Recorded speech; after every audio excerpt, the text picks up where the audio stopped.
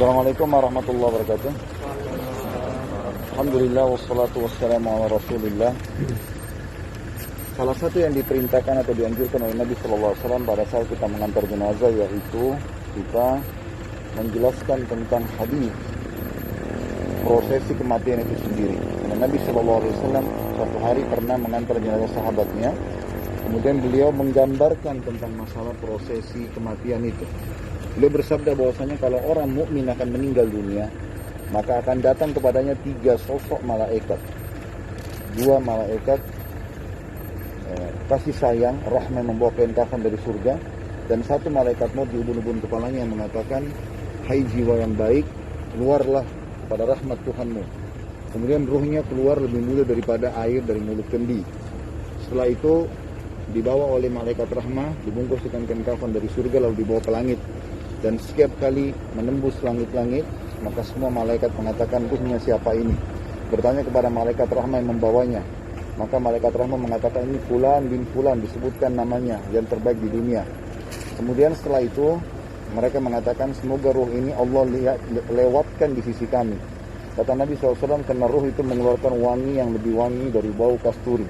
Dan semoga insya Allah ayahanda kami dan juga kita semua di sini Allah berikan ini. Kemudian setelah itu Allah mengatakan kepada para malaikat, catatkan hambaku ini termasuk ahli surga. Amin. Dan kembalikan dari dunia, di sana saya ciptakan, di sana pula saya akan bangkitkan. Kemudian bersamaan jenazah dimasukkan ke liang lahat, maka ruhnya dikembalikan masuk ke dalam kuburan tersebut.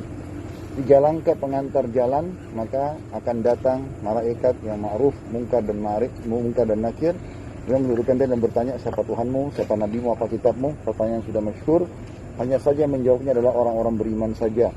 Setelah itu dibukakan, dia akan bisa jawab. Kemudian dibukakan baginya pintu neraka dan dia ketakutan. Lalu malaikat mengatakan, lihatlah dari apa Allah selamatkan dirimu. Kemudian ditutup dan dibuka pintu surga, dan sampailah kepadanya wangi-wangiannya, dan dia melihat keindahannya. Akhirnya malaikat mengatakan, ini tempat kau sekarang. Maka jenazah tersebut pun berdoa mengatakan, ya Allah, cepatkan waktu karena aku ingin masuk ke dalam surgaku. Lalu datang di sebelahnya orang yang tampan, bersih, menarik. Lalu kemudian si mayit mengatakan, siapa kamu ini? Dia mengatakan, aku adalah amal saleh yang akan menemani kau sampai hari kiamat. Lalu Allah pun berfirman kepada para malaikat, memerintahkan mereka untuk membentangkan kuburan hamba tersebut seluas pandangan matanya.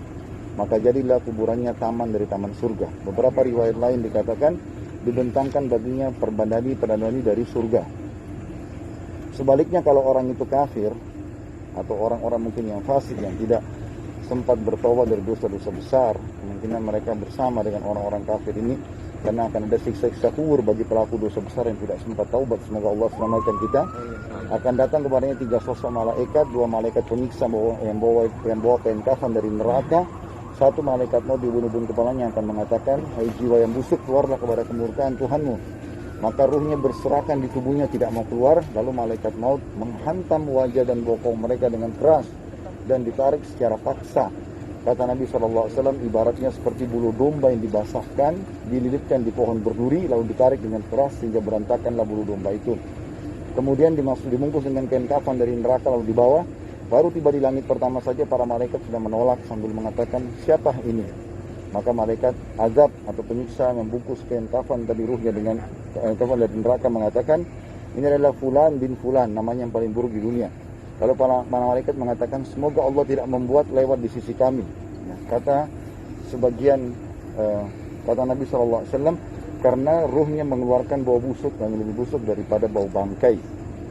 Kemudian setelah itu Allah pun berfirman berkata kepada para malaikat, catatkan hambaku ini termasuk penghuni neraka, kembalikan jadi dunia karena di sana saya ciptakan, di sana pula saya bangkitkan.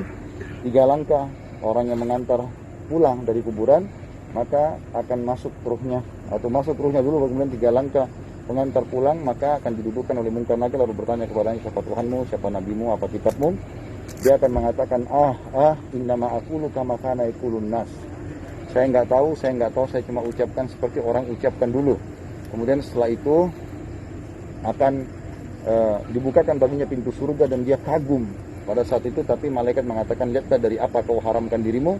Lalu ditutup dan buka pintu neraka, sampailah kepadanya panas dan bau busuknya. Maka malaikat mengatakan, ini tempat kau sekarang. Maka dia pun berdoa mengatakan, ya Allah, jangan kau cepatkan waktu karena aku tidak ingin ke nerakaku.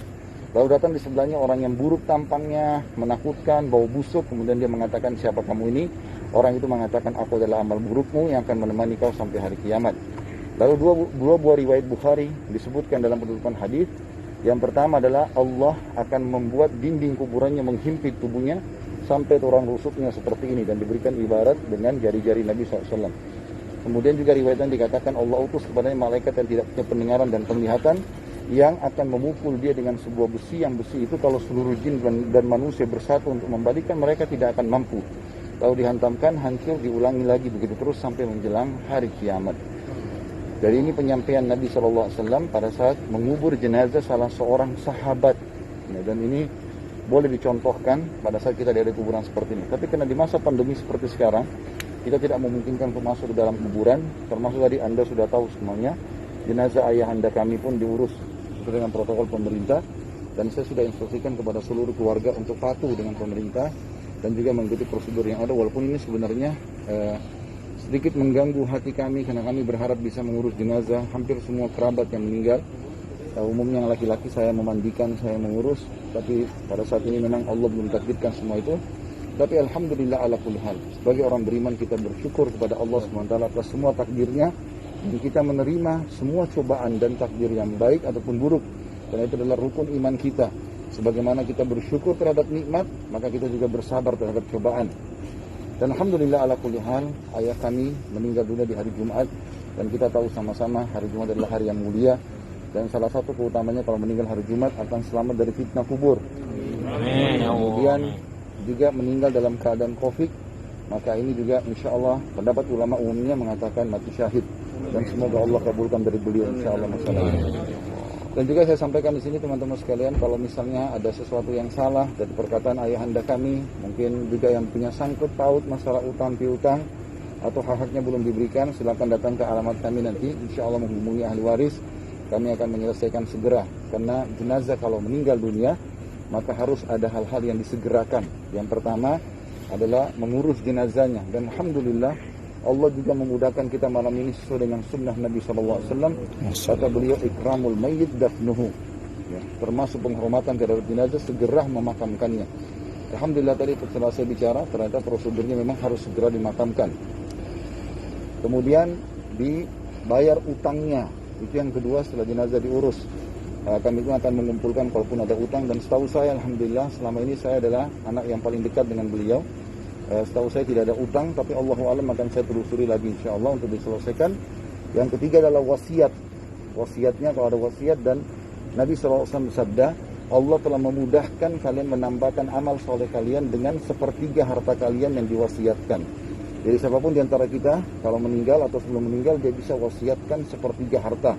Misal dia meninggalkan 900 juta, 300 juta bisa dia wasiatkan untuk amal soleh dia. Kayak bangun masjid, rumah anak yatim, untuk amal dia. Sisanya yang terakhir adalah dibagi warisannya. Dan ini adalah bagian daripada syariat Islam insya Allah. Jadi saya berharap teman-teman mengikhlaskan niatnya untuk berdoa kepada Allah SWT. Semoga beliau diampuni dosa-dosanya, diangkat derajatnya, dan juga diterima syahadanya atau mati syahidnya. Dan juga Allah berikan kesabaran kepada seluruh kerabat insya Allah yang sedang menghadapi berita duka ini. Yang jelas saya ingin menitik beratkan mewakili ahli waris ataupun keluarga, dan juga mengingatkan teman-teman sekalian, kematian bagi seorang muslim adalah awal segalanya dan bukan akhir segalanya. Karena kalau kita meninggal dunia, mati itu seperti sebuah pintu untuk menuju kepada kehidupan abadi. Di sana hanya ada surga, dan kita semua sedang menuju ke sana. Sebagian sahabat bahkan mengatakan kita harus cemburu dengan orang yang meninggal dalam keadaan Islam selama kita masih hidup, karena dia sudah pasti mendapatkan tiket keislaman itu, sementara kita masih hidup belum tentu mendapatkan itu semua. Maka kita harus pahami masalah ini, dan saya juga akan menenangkan kerabat, dan saya sampaikan teman-teman juga yang menghadapi kematian nantinya, kerabat-kerabatnya, sampaikan kepada mereka kalau mati bukan akhir segalanya bagi seorang muslim, tapi justru awal segalanya, dan tidak ada yang hilang.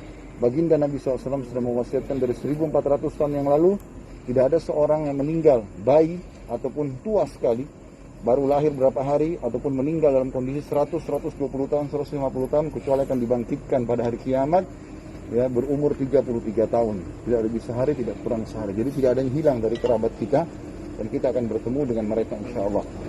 Tinggal saya tutup teman-teman sekalian, perbanyak amal soleh bagi diri kita dan juga bagi teman-teman kita, Kalau hari ini kita mengantar ayahanda kami ini, maka besok mungkin kita juga akan diantar. Itu pasti terjadi. Karena Allah SWT berfirman, A'udzubillahi minasyaitonirrajim, kullu nafsin dha'iqatul maut, semua jiwa pasti akan mati. Wa innama tuwaffawna ujurakum yaumal qiyamah. Karena akan menerima balasan-balasan amal kalian pada hari kiamat. Faman zuhziha 'anil nari wa udkhilal jannah faqad faz. Siapa yang diselamatkan dari api neraka dan masuk ke dalam surga, dia telah beruntung. Mal hayatud dunya illa mata'ul ghurur. Dan ketahuilah kehidupan dunia ini hanya sesuatu yang menipu belaka. Oleh karena itu teman-teman ambil pelajaran dari kematian ini, bahwasanya kita semua akan meninggal dunia, maka berbanyak amal soleh. Dan juga bagi kerabat kita yang sudah meninggal, jangan kita lupa sisipkan doa buat mereka. Dan juga kami berharap Anda semua ikhlaskan berdoa untuk ayah Anda kami tentunya. Dan juga bagi ahli waris bisa memperbanyak sedekah, ya, haji dan umrah yang sudah disunnahkan oleh Nabi alaihi salatu wassalam. Sekali lagi semoga Allah SWT ampuni dosa-dosanya, Allah tinggikan derajatnya, Allah jadikan kuburnya taman dari taman surga, dan bukan lubang dari lubang neraka. Dan jazakumullahu khairan. Wassallallahu nabiyana Muhammadin walhamdulillahi rabbil alamin. Wassalamualaikum warahmatullahi wabarakatuh. Waalaikumsalam warahmatullahi wabarakatuh.